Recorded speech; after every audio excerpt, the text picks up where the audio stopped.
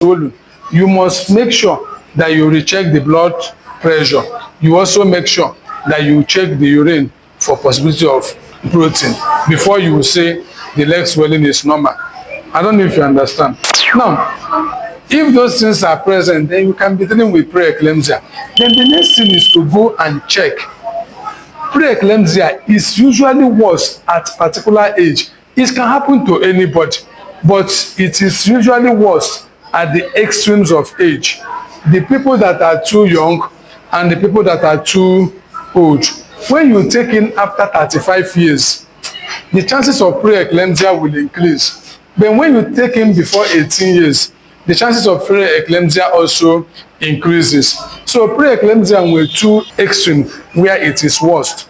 It doesn't mean it cannot occur in somebody of 25 or 30 years. But I'm telling you, at the age we usually find it more.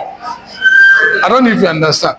We have had people that are more than 40 years who never had pre-eclampsia. We have had delivery of, in fact, last week, the other girl that was 16 years was able to deliver normally. There was no pre-eclampsia. But I'm telling you, the age which textbooks say we usually find pre-eclampsia.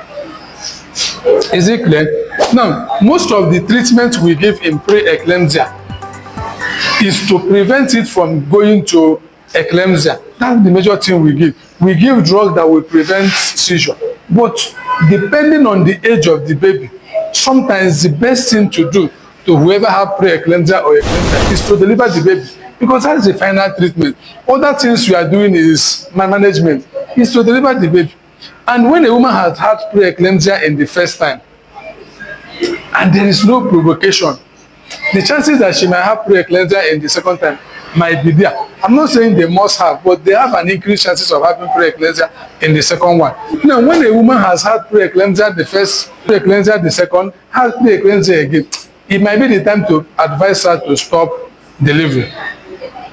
You just have to ask her to stop, because pre-eclampsia is actually something that is found in the placenta. So it is a placenta factor.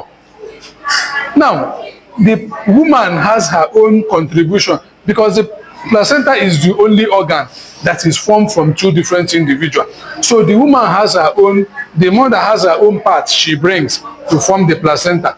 The baby has her own part she brings to form the placenta. So if she is pregnant this time and there is pre-eclampsia, she is pregnant another time, there is pre-eclampsia. So she has been pregnant with 3 different individuals. So it means that her own contribution is the one bringing the pre-eclampsia. Is it clear? So in that case, you might advise her, because once you have more than 2 pre-eclampsia, the chances that there is an injury to the kidney is there.